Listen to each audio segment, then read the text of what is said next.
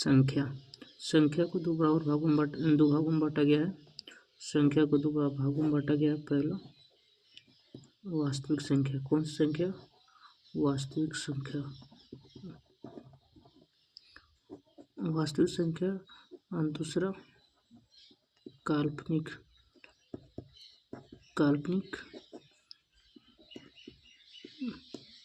संख्या। ठीक है।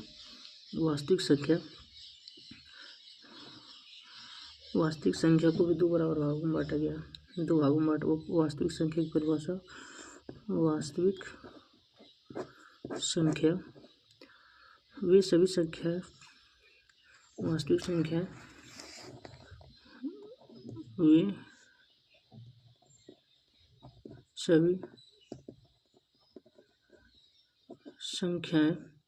वे सभी संख्याएं जो संख्या रेखा पर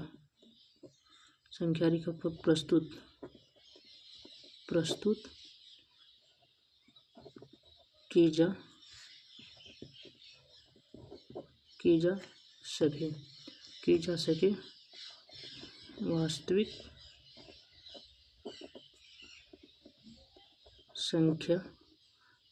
वास्तविक संख्या कहलाती है। ठीक है। जैसे संख्या रेखा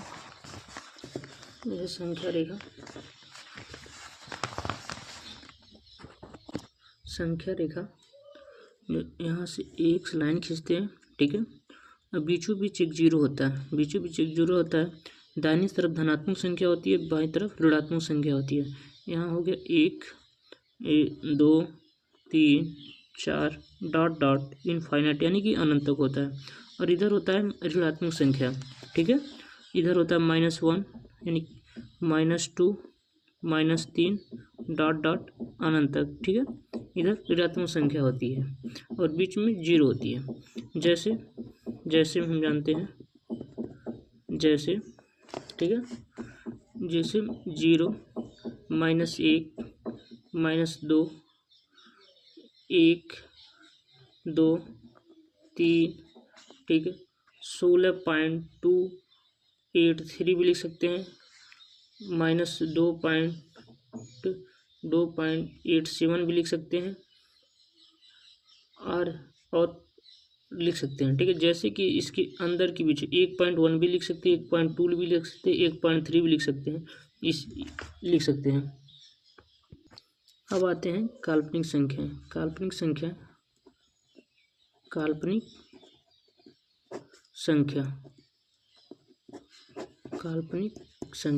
जिसका हम कल्पना कर सकते हैं, जिसका केवल हम कल्पना कर सकते हैं, उसे हम काल्पनिक संख्या कहते हैं। लिखते हैं इसकी परिभाषा।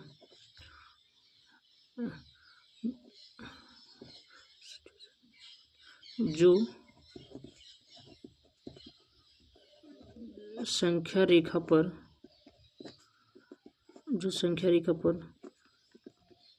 प्रस्तुत नहीं किया जा सकता है, उसे हम काल्पनिक संख्या कहते हैं। जैसे कौड़ी में -3 या कौड़ी में -2 या कौड़ी में -4, जो माइनस में आएगा वो काल्पनिक संख्याएं कहलाती हैं।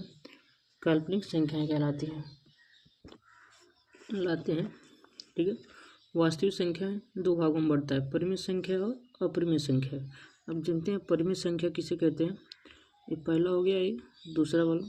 ठीक है। लिखते हैं पहले को परिमित संख्या। ठीक है।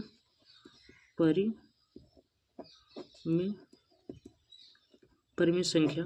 ठीक है। इधर लिखते हैं परिमित संख्या वे सभी संख्याएं जो P/Q के रूप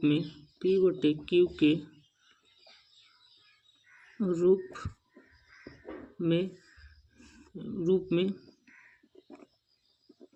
लिखा जा सके जहाँ P और Q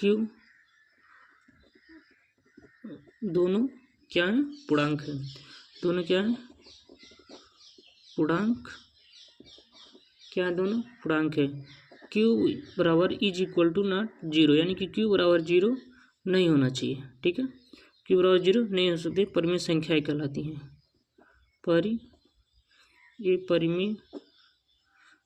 परिमेय संख्या कहलाती है। ठीक है, जैसे 2/3, 4/7, -8/7 या 0/5 या 22/7। ठीक है, ये सब परिमेय संख्या होती है। माइनस भी हो सकता है, माइनस ऋणात्मक परिमेय संख्या होता है, धनात्मक परिमेय संख्या होता है। ठीक है, ये ऊपर में नीचे हो सकता है। ये -2/-3 भी हो सकता है, -2/-3 हो सकता है।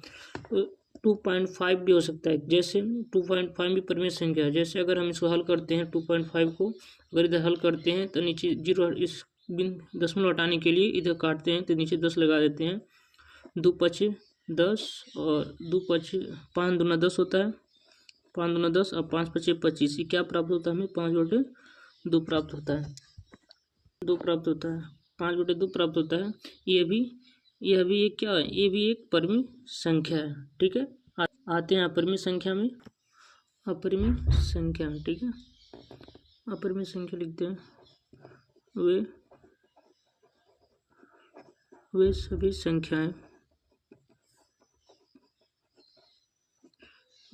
संख्याएं जो P/Q के रूप में P/Q के रूप में ना लिखी जा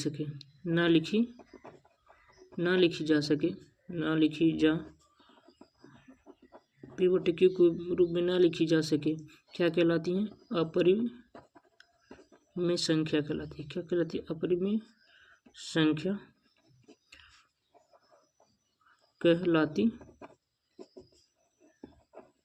है। ठीक है, अपरिमेय संख्या कहलाती है।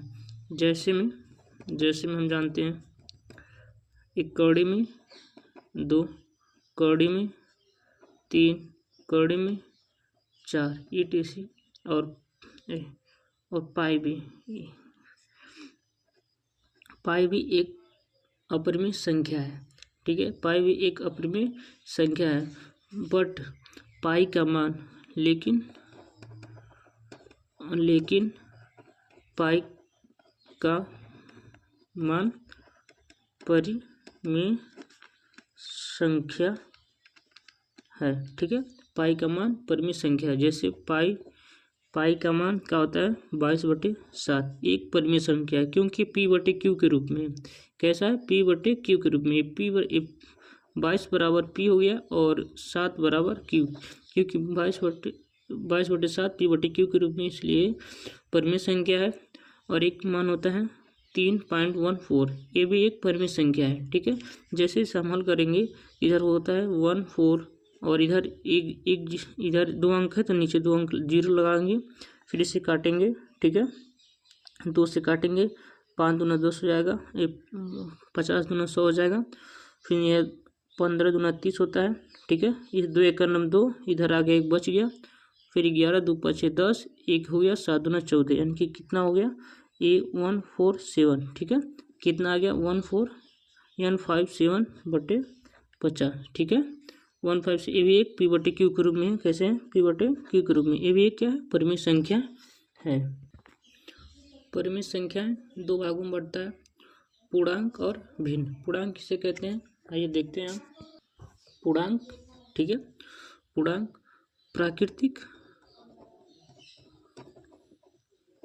प्राकृतिक संख्याओं के धनात्मक और ऋणात्मक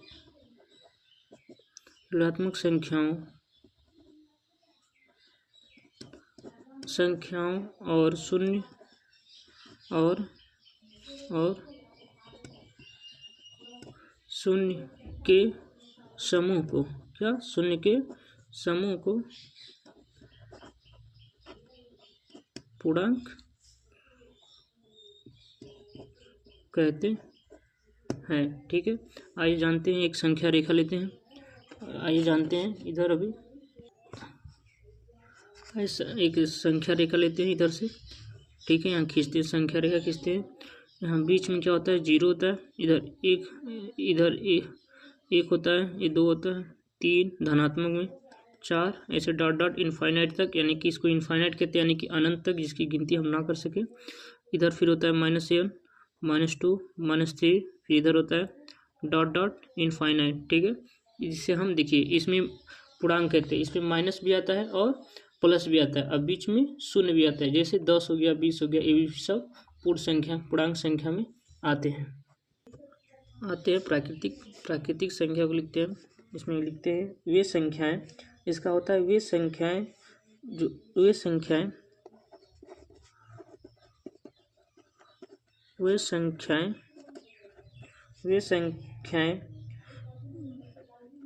जो एक से क्या होती हैं, प्रारंभ होती है। क्या होती हैं, प्रारंभ।